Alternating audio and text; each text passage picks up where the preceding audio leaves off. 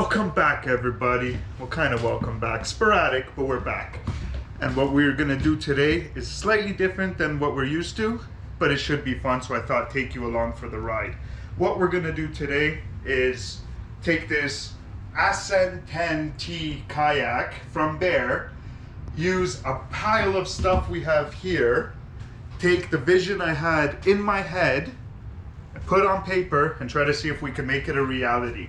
The plan is to have the most insane, extra, overdone, pointless, useless fishing kayak out there, but it's gonna be fun.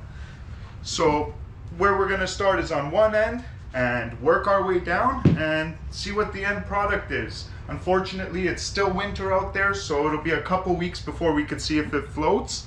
I'll take you through what I did, what I'm gonna do, why I'm doing it, and what's gonna be left at the end to fix. And as always, if you have any other crazy, wacky ideas of something I've missed, something I should change, or just calling me an idiot for something I did, please drop a comment down below and let's talk. So right now we are gonna start on the front section here and work our way to the fun stuff. With the kayak here, it's very roomy, comes with the chair, the paddle, and that's about it. But what this kayak does do is uses this rail system that you could attach all your quick connects and everything for your different electronics, rod holders, and whatnot. What I've done so far, just out of trial and error over here, well, just to see if it works, is I went and I purchased some LED lights that work on a remote, and this is more because I neglect the river.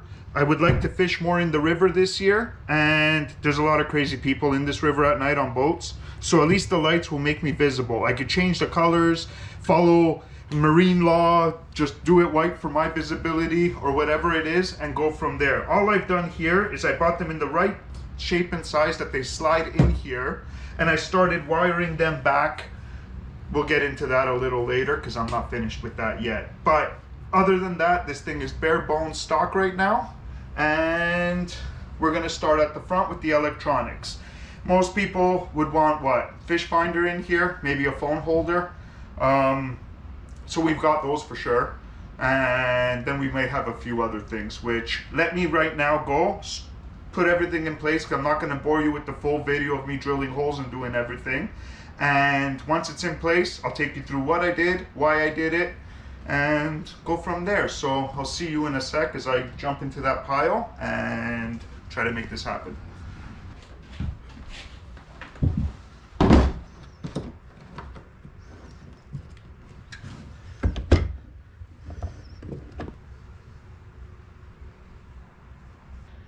All right, guys, we got the first little bit together over here, our electronics piece. I've also put some of the other rail attachments because they are not significant enough for their own clip, but important enough to talk about. So what I've done right now to start off is everyone needs their cell phone holder. Where this is positioned compared to where the seat goes, which we'll talk about after this is within reach at all times. We also have our Garmin here, and we've also installed our underwater camera here, which I'm pretty sure I'm gonna have a lot of gimmicks on this thing that I don't need, and I think the underwater camera is gonna be that gimmick. So what I've done with the underwater camera here is I've just put a temporary mount on a spool and reel here so I could plug it in and just throw it into the water how I want it, test it out. If I choose to like it and keep it, then I will obviously mount it a little better. So from the underwater camera with the lid open, I have the GoPro mounted so it faces me, and it's just enough that the lid doesn't appear in the shot, so it worked out perfect. Now, facing me is fun, but it's only half the battle. When we're moving and stuff is around, we have other issues. So we got the new Insta360 X2 R2D2, whatever this thing's called, and we've put this on here. So now I have the option of facing myself, using the clip that's facing forward, facing the fish I'm catching, facing 360 degrees. And then obviously in my hand or on my head, I will have the third GoPro, which is just so happens to be being used to record this video. And that'll be within arm's reach so I could do other things as required. Now, to wire all this stuff up, what I've done is I wanted to keep it in the crate up front, but do it in a way that we don't have wires everywhere. We're not going to be tripping over everything, and it's not going to get destroyed. Plus, I'm bored all winter, so I had time to do it right. The only thing wrong right now, Cat, you only come around when we're recording. Notice that? I noticed that. Go do something. Exactly. The only thing we haven't done right now is we have not strapped the crate down, which is really just a couple bungee cords to the hooks over here, and this doesn't move. I did have it strapped when I was putting it all together. I took the old safety box here I had and some water conduit from an old AC job 10 years ago, and what I've done is I've used the connectors through the crate, nice and neat, out of the way, and it goes right into the box, where in this box we have the battery for all the electronics here. Easy to take out when needed and recharge it. Because in the battery connections, it's just on spade clips, put away nicely, cleaned up. So easy to take out, couple seconds. I ran the transducer from the Garmin through the conduit, out the other side, and then I purchased this little mount. Now, the Garmin came with a mount for the bottom of a trolling motor. However, as we know with our issues and with Forest Sounds issues, and every time we're out, we're hitting bottom, going in sketchy places. So I figured if I put the transducer on a trolling motor, I'm just going to destroy it. What this mount does, and it's run with the jacket, all nice and neat, tied to the rail, tightened to the rail, gives me my flexibility and my ability to put the transducer in the water when I'm fishing, or pop it back out and have it out of the way when I'm not. So I thought that was best of both worlds. Then between the transducer, you get the rod holder, and between them you have your LED lights, which will show you how those work later on. And this area is pretty damn good. I have everything within reach. Now, also, when you're building this, the one thing you need to consider is you're not going to spend 2 hours every time you want to go out setting this all up. So being that it's all on the rails with the flex conduit and everything, it literally takes me maybe 30 seconds to have all of this in the car and off the unit, which is exactly what you want. Don't want to have to be sitting there tired, waiting to go home, and 2 hours of undoing everything.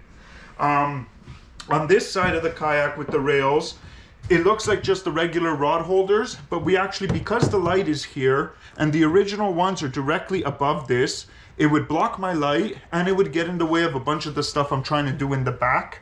So I actually went on Amazon and was able to order these new rod holders here, or oar holder, paddle holder, whatever you want to call it, and have them offset to the outside of the kayak, which actually gives me my lights back and gives me the ability to work on some stuff in the back that we'll talk about next. What I'm going to do right now is I'm going to get the seat installed and check back in with you in a sec once that's in, talk about it for a sec, and keep moving on. So far, so good. It's working. All right, guys, so we got the seat, goes into those little slots there. You get the elastic here that loops around, ties itself. And then what that does is if by some chance you flip or fall, you don't lose your chair in the water. So that is on now on both sides, and we have the seat in. 2 seconds, it's in, no worries. One thing I've added to the seat is I found this clamp-on umbrella for the kayak here, and we won't open it yet until everything's in place. However, this is a really good, the way it's designed and set up, it's really, really good in the event I get caught out in a storm or just need to get out of the sun for a bit. This will be perfect for me. So we'll open that when the whole kayak's built, so it's not in our way for now.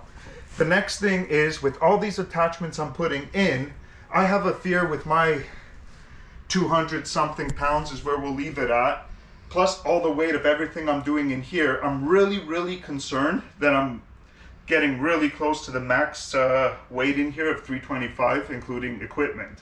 So what I've done right now is we're going to install good old overkill Outriggers onto this kayak. I'm going to go through the whole process. Let me get these in, and then I'll take you through the process of what I've done, why I've done it, and hopefully it could carry the weight, and we'll go from there. So we'll see you in a sec once these are keeping us buoyant.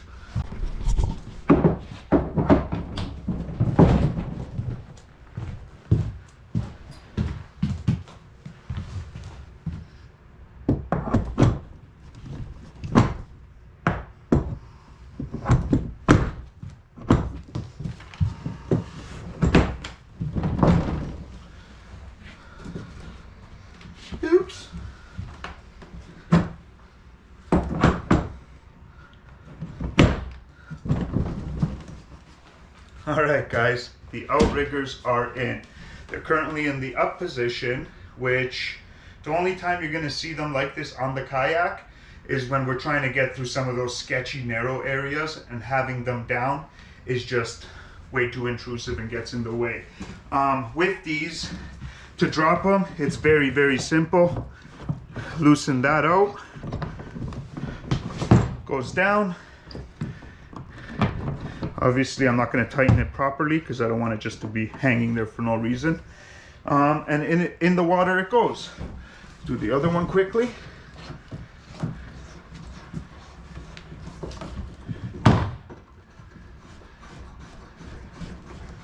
And in the water it goes. Now, we have them in the water. That should add a heck of a lot of stability for me, especially if I choose to stand up. I know some people like to stand up when they fish. For me, it's not the best for my poor ankles, but realistically, if this adds some buoyancy on those long days, can't go wrong, I guess. To install these was a bit tricky. What I did, let's focus on this side. What I did is I had to mount the brackets over here, but obviously I have nowhere to access. What I ended up doing is I used a Dremel and I opened up the inside of this kayak here and pre-drilled the hole so I could put nuts, washers, and hold it in. Once I had that done, I found some similar plastic, which I covered the hole back up nice and neatly.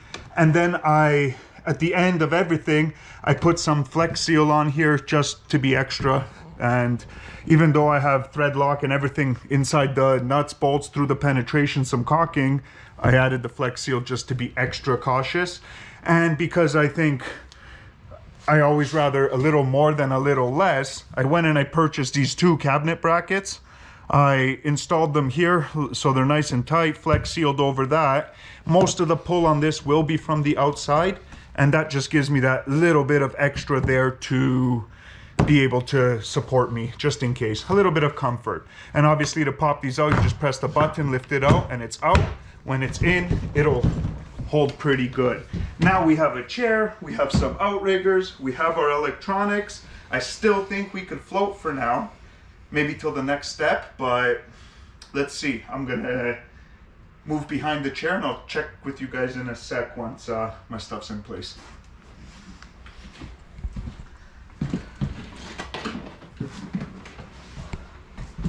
All right, guys, we went a little further than anticipated between shots there, but realistically it makes sense because the way it ties together. So what we installed first here is battery box, and one of the reasons that I think I have a little getting high on my weight limit. This battery box obviously keeps my battery dry in there, will charge a bunch of my, or keep my electronics running, has a built-in USB charger on this side and a 12-volt charger on this side, and obviously also lets me check my battery health right from that. I'm debating whether to use that, but we'll talk about that later. And on the front here, so you don't have to open, is your wing nut attachments for your other electrical, such as this water snake trolling motor that I've installed here. And this thing is a beast, and that battery's half empty right now, but this thing is a beast and should contribute to my laziness of paddling when I don't feel like it.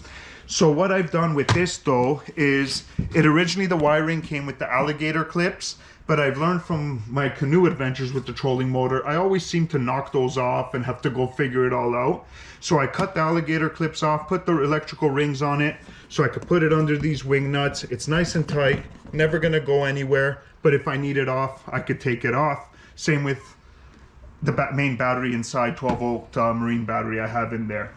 The trolling motor itself was a bit fun to put on, but we have it in a way that really makes me happy and I'm not worried about it. I've even put a few extra self-tappers just to satisfy my urge to go over. What I needed to do here is, I decided because of the width of this kayak here, what we had originally in place there was the rod holder, but I figured it was okay for various reasons to sacrifice one rod holder and use that spot for the trolling motor. I removed the rod holder, which gave me the big hole, which gave me the big ring to mount all of this to the original stock screws, and then I put big monster suckers through there as well, just as added extra reinforcement.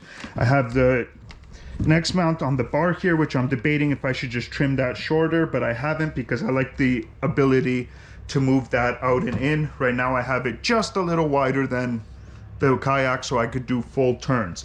All that comes in and up we go, and we have that. The 12-volt charger on the case is actually where I'm going to be putting my lighting. That is the lighting plugged in here.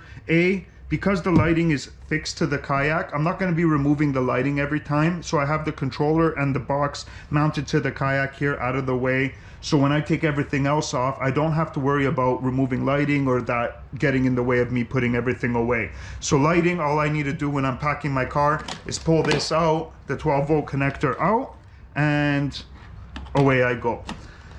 All right, so we still have a bit of space here to fill up. I think this thing will still smoke, so why not just take it to the next level and see what we could squeeze in here. So let me take care of that, and I'll see you back in a sec. All right, guys, we got the last component in for now. Again, like with the battery, this case here, storage tote, whatever you want to call it, all needs to be strapped down. I'll do that later. That's bungee cords. What this is here for me is to keep some of my fishing stuff up here. Obviously the remote for the light, and I still haven't cleaned it out, but up here is to keep some of my quick access stuff that I need. Obviously in the middle here, which I didn't show before, that's the dry storage for wallet and anything that I need to keep dry is in here. However, I don't anticipate this getting too wet anyways. Now in here, I also have the bottom storage for my safety kit, and it gives me a little bit of extra room to put other stuff. Things making a lot of noise. You always end up every time I talk, it keeps making noise. You always end up finding a few extra things you need, especially if you're going camping. With that hammock tent we use, all that will fit right in here and not kind of intrude on everything else I'm doing.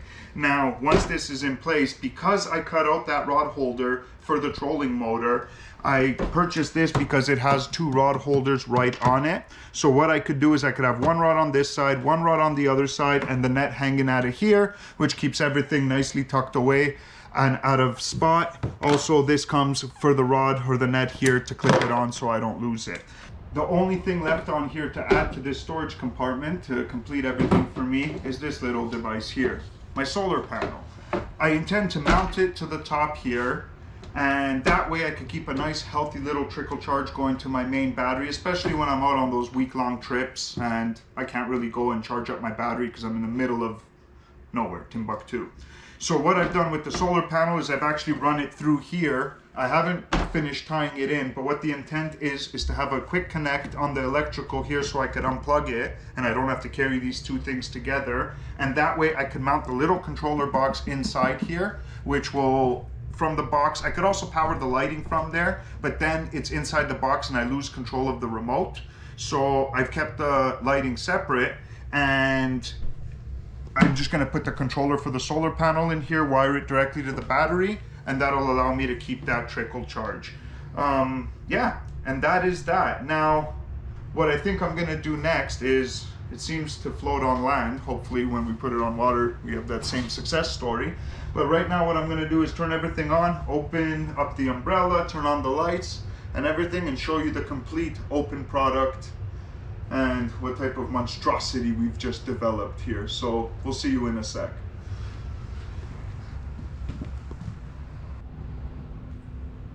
All right, guys, well, that's the monstrosity. All together, all in one, umbrella open. We even put the new rods on there just for fun. And that's how it goes. As long as this isn't overweight, nobody ever said this wasn't overkill, but as long as I'm not too bad overweight with the Outriggers, this should be actually a completely different adventure, and should be pretty exciting, and it should allow me to get into some pretty crazy place. I don't know what I'm gonna call this yet, maybe the Maniac 3000, but at the end of the day, hack me all you want. It's overkill, but it's fun, and it got me through a very long and boring winter. So let me maybe jump in this thing and give you a view of how it looks when I'm inside of it and the human is, and go from there. All right, guys, so we're in the kayak. Has the nice footrest here, adjustable, but me being just over 6 feet tall, it is absolutely perfect. Allows me to stretch my legs or bend them or however I want to sit. Here we have our electronics. For those long days, I could be sitting there watching YouTube, my fish finder, the camera, other cameras, rod holder right here, quick and easy access, paddle here. As you can see, we now have the lights on. Everything is in behind us, not strapped down, but it's in. Trolling motor is good to go. Outriggers are down and really don't get in the way of fishing. The only thing that needs adjustment now and then is the umbrella. It all depends if you have 2 rods there or not, but this turns and gives you different angles, so that will be okay depending if you're getting directional rain or not, and go from there. So that's about it. Now all we need is for the river to melt. Doesn't need to be spring, we just need the river to melt. And once the river melts, we're gonna put this thing in, see how it floats. And this year I'm gonna catch my biggest carp ever at minimum. And what else we could pull out of here and what other weird remote areas we could find. But for now, let me know what you think. Let me know what I missed, what I did wrong, what you think I could have done better. And we'll see you when we put this thing in the water. Till the next one, out.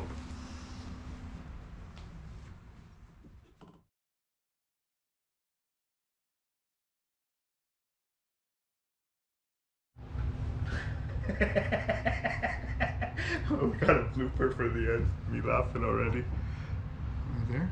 Should I be doing something before I look? Isn't that what I used to do? Fuck. Come in from the hallway. And then turn as I enter? Yeah.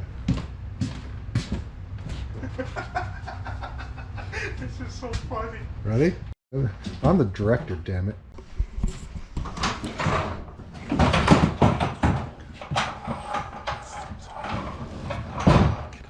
Hold on, let me tighten this upwards. So then it just looks He's like gonna tighten it upwards. it just looks like a smooth click, right? Yeah. So let me take care of that and I'll see you back in a sec. I could keep a nice healthy little trickle charge going towards my battery at all times. The only thing I haven't figured, oh, I pressed the button. How could I do this again?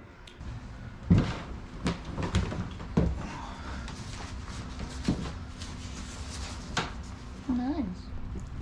All right, guys. Oh, let me get this. No, Mark's there. All right, guys. Mark's still walking. All right. Pull it together, man. Hey, my toy. Hey, my toy. Hey, my toy. I mean, yeah. Oh, wait, forgot to say one thing. How rude of me. How could I No, sign no, out no, yet? no, no. I can't sign out yet. I look like Santa Claus here. I can't sign out yet. Sorry, guys. I'd like to thank our special guest cameraman for today, the one and only Forest Sound. Thank you so much for keeping me entertained and holding the camera for me, and see you out there on the water with me. Yo, guys, this thing looks sick.